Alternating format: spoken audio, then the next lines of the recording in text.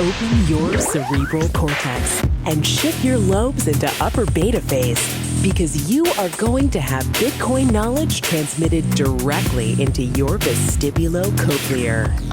Your host at Bitcoin Knowledge is Trace Mayer, an early Bitcoin advocate since it cost $0.25, but this is not intended to be investment advice. A doctor of jurisprudence, but this is definitely not legal advice. And an investor in core cryptocurrency infrastructure, including Armory, BitPay, Kraken, and Nitagio, but this is not a recommendation of those services.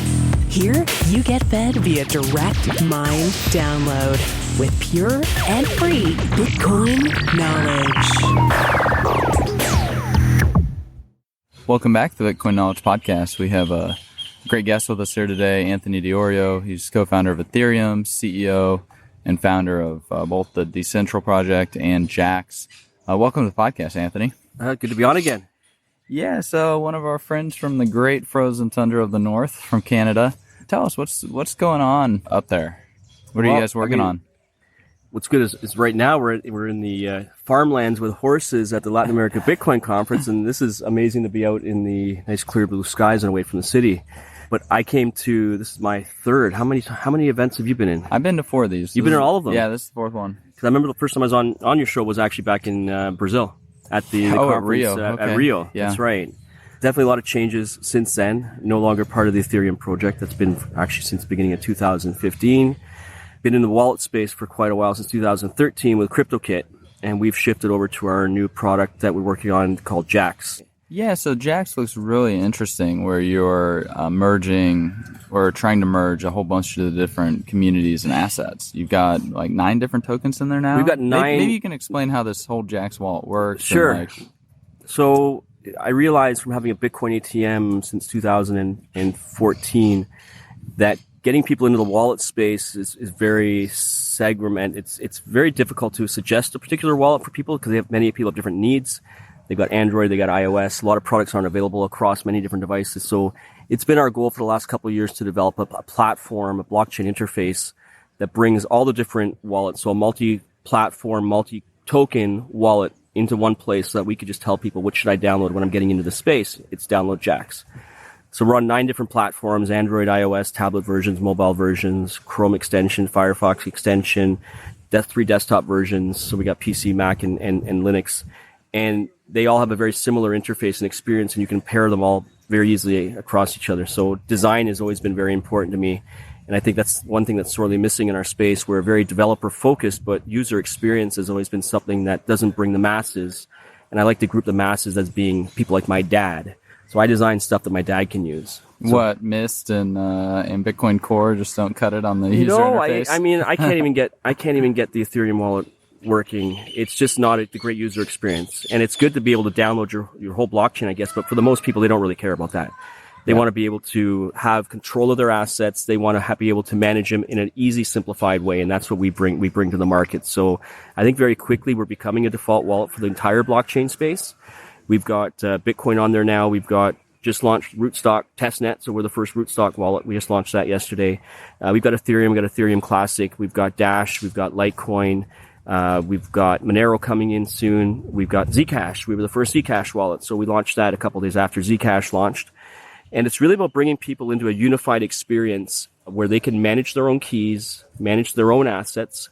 A single 12-word phrase allows you to derive all the keys you'll ever need from any token that we ever bring into the system. So you have a single root seed for all the tokens? That's right. And it's HD as well. So everyone, we've actually are HD on all the wallets we offer as well. But does that potentially introduce some type of security vulnerabilities? Because if you're signing on one particular blockchain, you might have something from that signature that could leak data that could be used to compromise. No, I mean, when you're deriving your keys that are derived are different for each token they're actually being derived from the 12.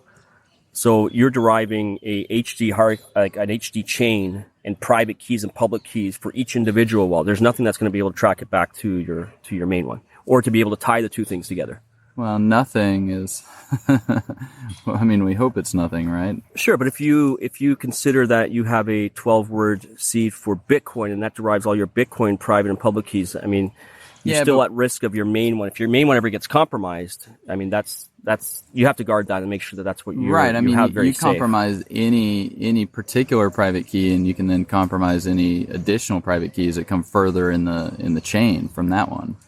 Sure, right? But that's the same as it would work for Bitcoin. Yeah, but in this case, like, let's say that I don't know how all the tokens work specifically, but say like key 15 in the chain on Monero gets compromised because of like a signature flaw, and because of the way that the wallet signs, and then it gets put into the Monero blockchain. But because of that, someone's then able to get the Monero private key. But once they've got the Monero private key, they're then able to figure out the Ethereum private key.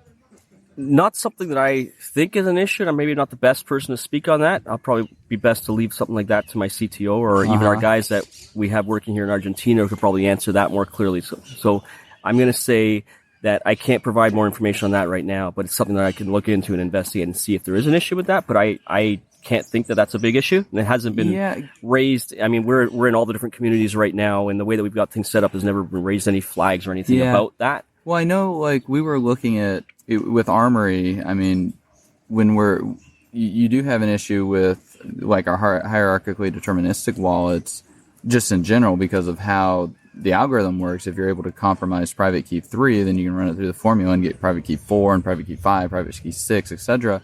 And so we got lots of inquiry about adding Litecoin or whatever to the Armory wallet. We never really had the resources or the incentive to do that. But one of the problems that we did consider was, you know, if the Bitcoin keys were to somehow get compromised, then also the Litecoin keys would be compromised. So, I mean, I guess that's one. You know what?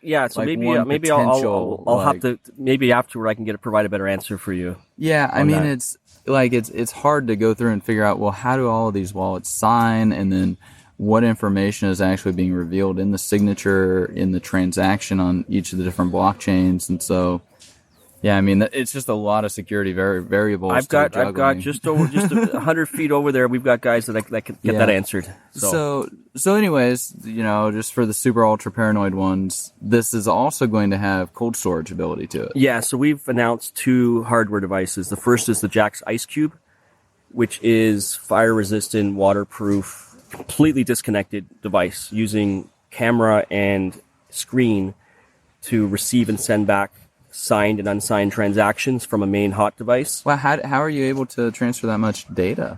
You can transfer the data through a QR code. Yeah. Wow, because we would have had to use, I think, multiple QR codes to try to transfer Bitcoin transactions that way with Armory, because we'd looked at that, and then also transferring via like the 3.5 millimeter audio ports. Yeah. You know, just to reduce the attack surface of, because USB key is a lot larger attack surface than a 3.5 millimeter. It is. But from my understanding and what I've been told, we're fine with the QR code to be taking them back and forth. Oh wow! So so you can transfer enough data in the QR code. Yes. Yeah. And that's how so this Jaxx Ice Cube. That's the Jaxx Ice Cube, and that's something you're keeping in your safe, or someone like you're keeping like a Trezor. We've also announced integration with Trezor and Ledger, so we're working towards integration with their devices as well. Because one thing in the space is that people are going multi-token. I mean, and to have a solution, yeah, that's right, but it's not something that's still pretty new, right? And it's a lot of work and a lot of back-end infrastructure. And there's not enough tools out there available. And especially security. I mean, I didn't want to buy any material amounts of Ethereum just because, like, how do you secure it? Well, you're securing paper wallets. I mean, right now, if you want, you could just like you would secure. I mean, that's you could consider that cold storage. You're creating them offline, and you're creating the just like you would on bit address, right? I mean, so that's one way if you did want to do it. And the initial keys as well were also created. So in the sale, they were actually created offline as well. So you'd have your initial key, and that's password protected as well. Yeah. But I see what you mean. I left most of my Ethereum in the sale wallets. Didn't want to expose them to the internet, and then can do it gradually.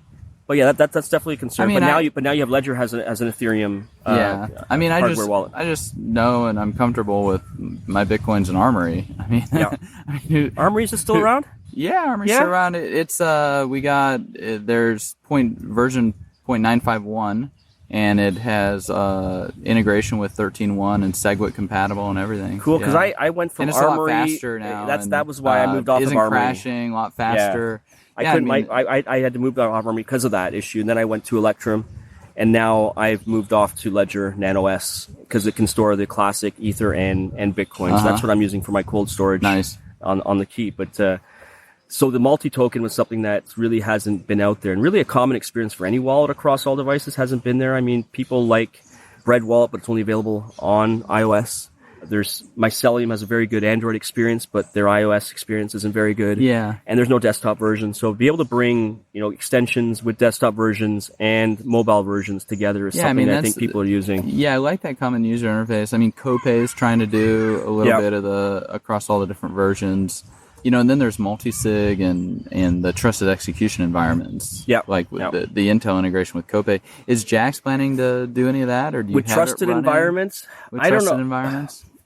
I've always been weary of trusted environments. To me, having something on a device, and this might just be me, but I've always liked the idea of a cold storage thing being completely disconnected. Oh, well, that too. Yeah. So we will. Our plans right now is. We're re-architecting, we're redoing our architecture because we're all JavaScript and HTML, okay? That enables us to basically to tap into the native components of each device, whether it be camera or memory, but have a single code base that enables us to deploy very fast across all our different devices without having to see different codes get out of order. So that's another thing that we brought is really good efficiency of having that single code base. Is that a lesson learned from Ethereum?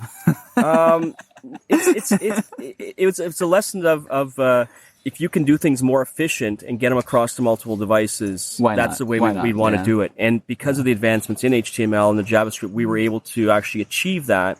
Now, I can say that the optimization is not great right now on different devices, but we're revamping the whole architecture so that when you load up Jaxx, right now it loads the whole wallet, all the different tokens. And what's really cool is we're only a 3 meg file. So to be able to, because we couldn't even look at SPV clients because SPV clients were too large for what we needed. So we've come up with our own backend system, our own structures that enable us to be a very lightweight client that is not requiring you to even download the size of an SPV client. Because how do we grow to 20 tokens when you're still having to download tens of megs for each token? So we couldn't go that way either. So I think what's really good is we're efficient. We're putting in a few more coins. We've got the list coming out next week. We've got Monero coming out really soon. Ripple, as I said, RSK testnet launched. But then we're going to be stopping the coins for right now. And we're focusing on infrastructure and growth because as we put more and more things into the wallet, we want to become the interface for blockchain. So it's not just about managing and being able to send and receive your tokens. It's also about becoming a hub for knowledge, information on different projects, really good ways to tap into exchanges and providing tools that the average person, and again, people like my dad, can start getting into the space in a way where they can still be in full control of their keys. That's what our goal is. The ultimate goal is we want people to be in full control of their digital lives as we move forward, and we want to provide that user experience like the browser did for the internet for this amazing blockchain technology that we're all so passionate about. Thanks for listening to the Bitcoin Knowledge Podcast. Our awesome audio editor needs to eat. He makes your experience better by increasing the sound quality and decreasing the show's time by editing out unnecessary ums, ahs, pauses, and such. With only a few seconds of your time, you can support the show. Do you ever buy stuff on Amazon? Before you do, simply visit bitcoin.kn/resources. You can get there from the homepage and click on one of the links. It takes you to Amazon. Then, at no additional cost to you, we get a tiny percentage of anything you purchase, even if it's not that particular item. These resources, they're all my favorite hacks that have increased my quality of life, so you might learn something helpful. They range from healthy snacks to sleep optimization, meditation tools, cognitive enhancers, immune system boosters, and much more. Maybe you'll find them useful. Either way, any support is greatly appreciated. Thanks, and now back to the show. So how about, first network effect is speculation. Any type of plans to have, make it easy in terms of the user interface with speculation? I mean, Shapeshift? We have Shapeshift, yeah. Oh, you have Shapeshift? We already have Shapeshift integrated already. So right now you can buy Zcash already for inside of Jaxx directly. So you download Jaxx on your iPhone. Download Jaxx. You move some Bitcoins over. You hit the little Fox icon. It pops down, tells you what the prices are. You just put send an amount you want, and it shows up in your other wallet. And then you have Zcash. You don't have to leave. That shows up in your Jaxx wallet. You don't have to leave even go to the Shapeshift website. You can do that all internally. So our play is to integration partners. So we've got Coinbase coming on board. So you're going to be able to use your debit card and credit card right inside of Jaxx to be purchasing small amounts of Ether, Bitcoin, and Litecoin. Our goal is to integrate around the world with partners that have already figured out their local jurisdictions in terms of regulations and rules. And because we don't hold on to customer funds or have access to their keys, we're not regulated. Yeah, that's our play. I don't want to be anything involved in that. And we push it to our partners to do that work. And we'll be taking commissions by keeping it all inside of one place. That's the benefit that we offer, is that you don't need to go outside of our wallet to go do things and bring them back in. So that's one of our plays, is to basically push that all off to our partnership. So you network. have like Shapeshift, Coinbase. Yeah, we got Coinbase coming in. We got a number of different localized partners. That Glidera, Kraken. I've been talking with David. That's the plan. And then we want to offer even trading bots inside of there, where people can still be in control of their keys and be able to have their credentials to the different trading engines. Different orders into the order books. Yeah. We don't want to hold on to people's money.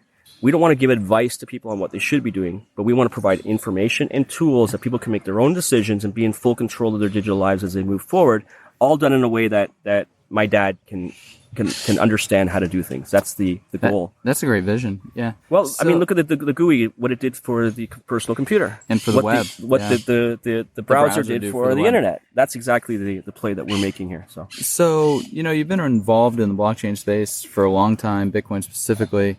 Where do you see this going over the next 3 to 5 years? I'm excited for Rootstock. I think the ability that Rootstock's going to have to scale Bitcoin is going to be great. I think the team and the approach to incremental movements rather than going from one thing straight to another, and the leadership that they have is going to be very beneficial. So I'm really happy to have them as a partner in what things that we're doing inside of Jaxx. And I think their team to be able to give up a bit of centralization and have a federated structure where they can get up to 400 transactions per second is going to do amazing things for Bitcoin. So I'm really happy about their prospects of scaling the entire Bitcoin network based on that. So I think that's one thing I'm really excited about. I think Ethereum's going to continue to have some hiccups, but I think at the end of the day, there's a lot of exciting things and projects on Ethereum, but a lot of it's about execution. And I do have concerns about the execution of some of the projects. Because they've been so good at it. I think that the technology has jumped a little too far ahead, and there's a lot of great ideas and projects, but the focus has to be more for how are the average people going to be using this. And, I think they're going to get over the hiccups, but it's take time. They're trying to do maybe a little too much. And I think it's led to some of the problems, but I'm still confident in the team over there. So, other technologies, other interesting things. Zcash? Yeah, I like Zuko, and I like his team, again, taking it more of a business approach to a platform and to a project. I think one of the things that we struggled with Ethereum is it got too big too quickly, and it got to be too much of a decentralized, without really good leadership of carrying a project forward. So I do like some of the things that Zuko's been doing as well. It's obviously to me that they have, it's a business. Same thing with Rootstock. It's a business. They're a company that understands that in order to get to where they want to go, there needs to be business models for it. Make it sustainable. That's right. And we've also got another project that we're working on is called Decentral Station. And Decentral Station is going to be our web platform. It's going to be very traditional, but it's about being that hub, which we don't have right now, in my opinion, where I can say to you, hey, I want to learn about this technology. Where do I go? I don't know where to direct people to. So we're creating a platform. It's going to be heavily gamified. It's going to tie into all the different communities, providing resources on how you can learn about all the different communities. And we're going to have people being able to actually educate and learn and grow. And that's going to be tied into a reward system that we're going to have inside of Jaxx. So as you're achieving and moving on, you're going to be getting these rewards that will enable you to get the more advanced features, pro stuff that we're going to be implementing into Jaxx, such as trading scenarios or charts, news, different things that we're going to be putting inside of Jaxx. So that's where my full work is going towards. It's the hardware, the software, and creating that blockchain experience and user interface for the entire ecosystem. Sounds great. Well, it looks like that gigantic piece of lamb or beef de chorizo or whatever it is. Looks like it's time to eat it. Aren't you? Do you eat meat? Almost exclusively. Almost exclusively. Okay. All right. I know you're a health guy. I know that. Yeah, but that looks really good. Yeah, I mean, traditional Argentine barbecue. Anyways, enough distraction, it's looking right? good. It's looking good. His stomach is setting its priorities. Yeah, it's been a wonderful discussion with Anthony Iorio, founder and CEO of Jaxx and the Decentral Project, and also co-founder of Ethereum. Thanks so much for being with us. Thanks for having me again. Be sure to get a copy of the free Bitcoin Guide at freebitcoinguide.com. Got a question or suggestion? Record your voice at bitcoin.kn. Don't be shy. To help the show, share bitcoin.kn with friends, post about it on Reddit, and otherwise spam the interwebs. Your iTunes comments and 5-star reviews are very important to us. Please continue tuning in to the Bitcoin Knowledge Podcast, where we release interviews with the top people in the Bitcoin world. Now take some choline and let that Bitcoin knowledge consolidate.